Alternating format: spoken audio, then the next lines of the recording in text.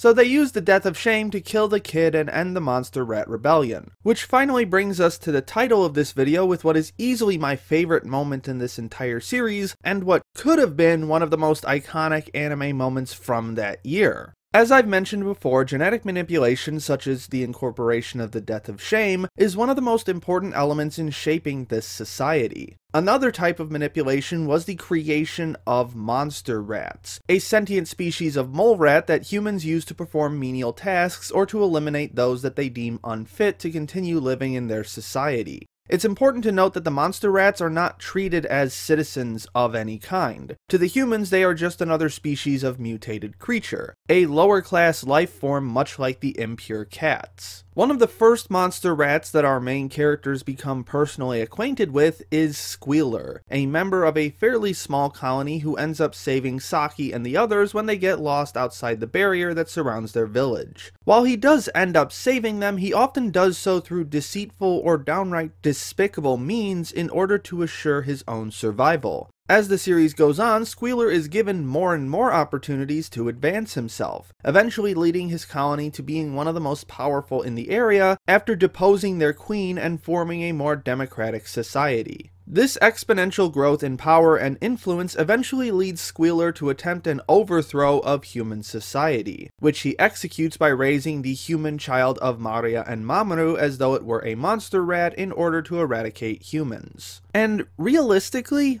why wouldn't he? We are constantly told and shown that the monster rats are treated as being beneath the humans and that they are totally disposable creatures that humans have no problem killing whatsoever, despite their ability to speak, reason, and form complex societies the same way humans do. Of course, Squealer's plan eventually fails, and for his crimes he is brought before a judge to explain himself and why he believed that he needed to attack human society, to which he responds with one of my favorite plot twists in anime history. 獣でないとしたらお前は何なのです。私たちは人間だ! As it turns out, the monster rats were human all along, and as the final episode winds to a close, we are given further confirmation of this by Saki and Satoru when they discover that humans and monster rats have an extremely similar genetic structure. Though not outright confirmed, it is suggested that the humans of the past who gained psychic powers and developed the death of shame decided to do away with the humans who hadn't awakened their powers and undergone genetic modification, and thus could have killed the psychic-powered humans if they needed to. In their desire for control, humans subjugated their own species and turned them into something that they believed to be subhuman in order to control them. Of course, nobody believes Squealer except Saki and Satoru, and the judge at his hearing literally laughs at him for claiming his humanity before sentencing him to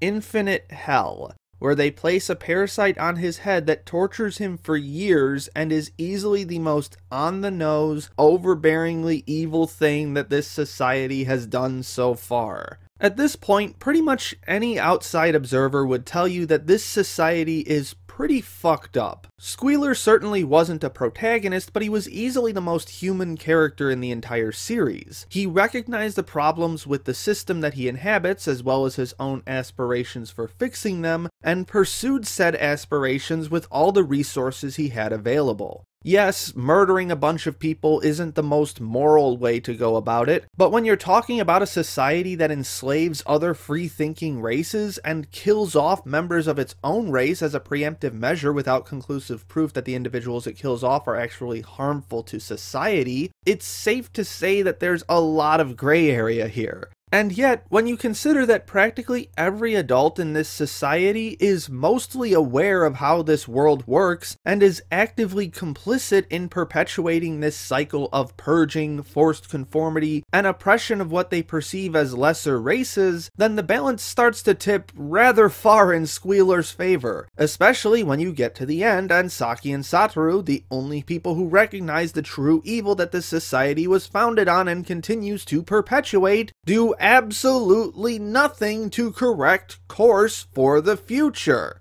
This is what I'm talking about when I say Squealer did nothing wrong. In a world where he and his race can be annihilated at any moment simply by the whims of a supposedly superior species that has probably been enslaving and murdering them for hundreds of years, it's really hard to say that violent revolution wasn't their only recourse. And the fact that literally nothing has changed at the end of the story further justifies Squealer's beliefs that this race of humans is an ethical dead end. And yet, they try to frame this as a happy ending. Saki is happily pregnant, she gives Squealer a mercy kill once she realizes that the monster rats were human all along, the town is peaceful, and everyone just goes about their lives as usual like nothing ever happened. Because this is exactly what I picture when I think of a happy ending. And now that I think about it, the fact that Saki's group was supposedly the experimental one that got a little bit more free will than everyone else makes this ending all the more insulting because they are literally some of the least independent, non-free thinking characters I've ever seen.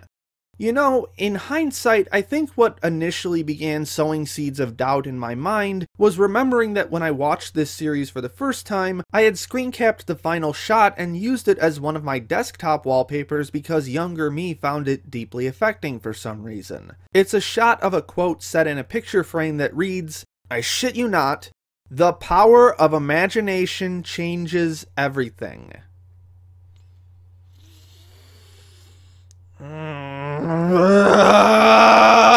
Really? That's the line you want to end on? After a quarter of your village got gored to death by monster rats, another quarter got blood pinataed by some random kid, and they sentenced the only logically sound character to something called infinite hell, you're gonna end on imagination. It sounds more at home in something like Pokemon than this dark fantasy dystopia. Oh, you know what? Actually, I take that back because Pokemon's philosophical understandings are far above what this series can manage. Right, Mewtwo? Oh, right. I forgot. Anyway, getting back to one of my main points from the previous video, it isn't just the narrative elements that lack an emotional connection, but the cinematic ones as well. I know I mentioned that the scenes with the impure cats were generally handled pretty well cinematically, but those, along with the final confrontation with the monster rat's ogre, are basically the only great looking moments in this series. I'm not just talking about bad CG or terrible shot composition or obnoxious color direction. Jesus Christ, that's a lot of red tones! Those all exist in this series, but what bothers me the most is the distinct disconnect between what is happening in the narrative and what is being shown to us. This is extremely apparent in regards to the acting. In many moments that demand an intense emotional reaction, the voice actors are more than able to give the proper performance, but the animation given to the facial expressions misses the mark almost entirely and just feels kind of flat and unengaging. In the third part of Digibro's Steins Gate Zero analysis, he pointed out that this wasn't necessarily an awful thing if we're already deeply invested in the characters who are speaking and what is being said. But as I've already established, it's kind of difficult to get invested in these soulless husks of wood. This, along with the general lack of cohesive presentation, makes the characters feel that much more distant, which gets even worse when the soundtrack kicks into overdrive but the animation is still just plodding along as usual. Speaking of sound, this brings us to that bit about the symphony I mentioned way at the beginning of the first part. Symphony number 9, the New World Symphony, was composed in 1893 and is easily the crowning achievement of Czech composer Antonín Dvořák. Taking what he perceived to be the foundations of music born in America, i.e. the New World, and transforming them into a masterful symphonic composition. What I find most interesting, however, is what Dvořák believed those foundations were. In a global sense, the type of songs that one can most easily identify as being particular to a given culture are its folk songs. And so Dvořák saw the spirituals of former slaves to be a cornerstone of American music. Quote, I am convinced that the future music of this country must be founded on what are called Negro melodies. These can be the foundation of a serious and original school of composition to be developed in the United States. These beautiful and varied themes are the product of the soil. They are the folk songs of America, and your composers must turn to them. Additionally, Dvorak also held a fascination with Native American melodies and incorporated these into his symphony as well. So what does this mean for Shinsekai Yori?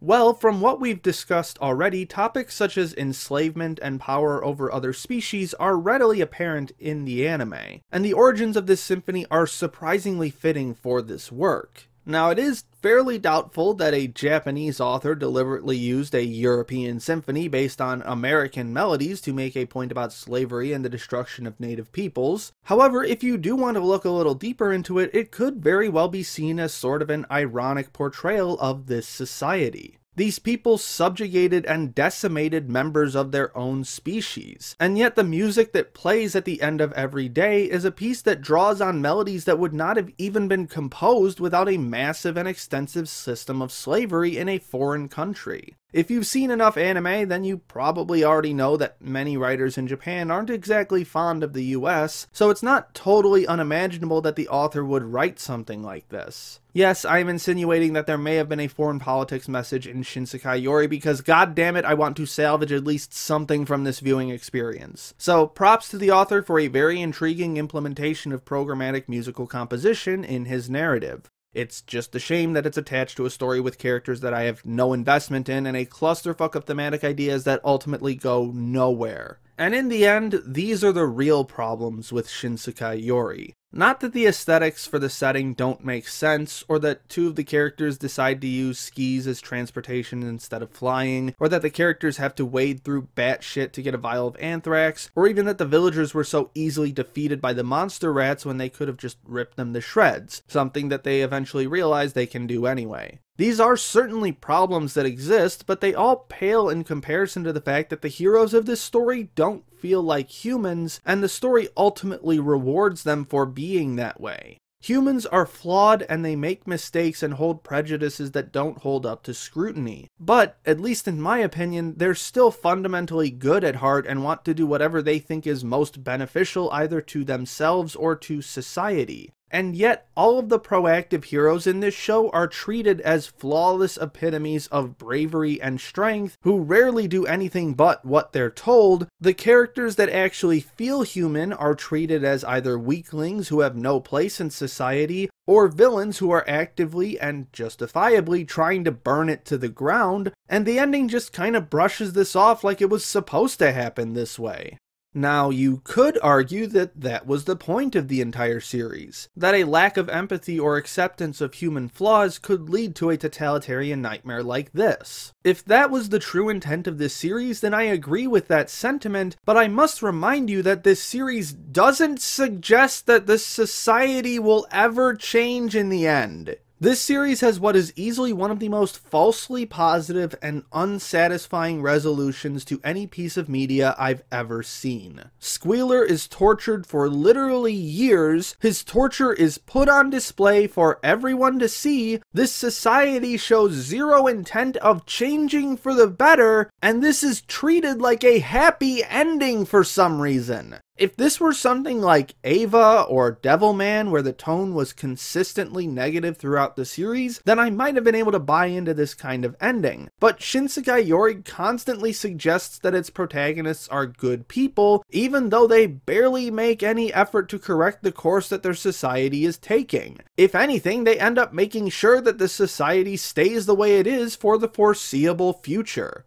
An even better example of how to approach this idea right, one that's even more on the nose if you can believe that, can be found in Leiji Matsumoto's Captain Harlock. In the world of Harlock, humanity is being invaded by a race of potentially dangerous aliens, and most of the world leaders literally sit around and do nothing because acting on the potential threat would be too inconvenient for them. And so Harlock and his crew leave to fight the aliens themselves. This world's humans are legitimately incompetent to the point of stupidity after being coddled by compounding technological advancements. So much so that our titular protagonist spends several different points throughout throughout the story debating on whether humanity should even continue to exist at all. It's only through the words of Mime, a member of Harlock's crew who had already lost her entire species, that they realize letting humanity die would leave them far too lonely and psychologically unstable to continue living. There is no wishy-washy maybe being thrown around here. Matsumoto asserts that humanity is fucked and that there's probably nothing we can do about it except live for ourselves, which is why his heroes are literally pirates. Shinsekai Yori, however, ends just as complacently as it began, but tries to frame it as though there's some kind of hope for the future, almost begging us to imagine the possibilities, even though it's never suggested that anything's ever going to change. I'm really not buying it, guys. Upon rewatch, these final moments are what stopped me from further recommending the series to anyone. Yes, it has some great thriller elements, and some of the themes it builds up are executed pretty competently, but this bad end masquerading as a good end is simply unacceptable, made all the more obnoxious by that god-awful ending imagination quote that, you know what, just stop. Stop the video. Stop! Do you want to know why I'm so upset about this? Aside from the fact that what I thought was one of my favorite anime just turned out to be kind of garbage. It's because my favorite novel of all time, which I have read recently enough to know is still good, is Fahrenheit 451, one of the cornerstones of American dystopian literature. A novel that so deeply affected me with its ideas and its characters and its shocking conclusion that not only did it become my favorite novel, but it had a hand in shaping both my personal ideology and how I view media in general. This is how you write a dystopia. Anthem is how you write a dystopia. Brave New World, Welcome to the Monkey House, Hunger Games, yes, even Hunger Games, and Psychopaths are all how you write dystopias. There's the fucking Psychopaths reference, because apparently it's fucking mandatory when you talk about Shinsekai Yori on YouTube.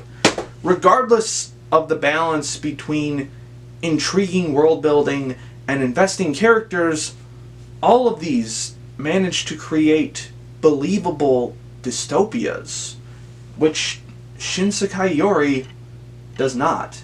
See, I even bought the Blu-ray because I was so insanely confident that it was still one of my favorite anime. I even took fucking pages and pages of notes just so I didn't miss anything. And half of it is just me asking questions that shouldn't have been raised in the first place. The entire point of this analysis was to prove Digi wrong, and I just ended up agreeing with him. God damn it! I'm done. Video's over. Everyone go home.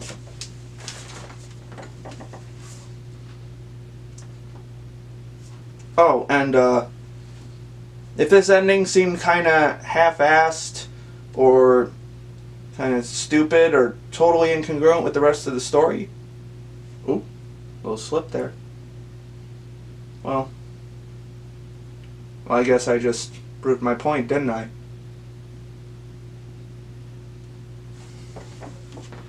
Special thanks to Jan Rogalski, Rourke Tenjoin, Christine Seibert, Tim Johnson, Call Me Catlord, Diane Viersbicki, and all my other patrons for their generous support. My name is Ember, and I'll see you next time.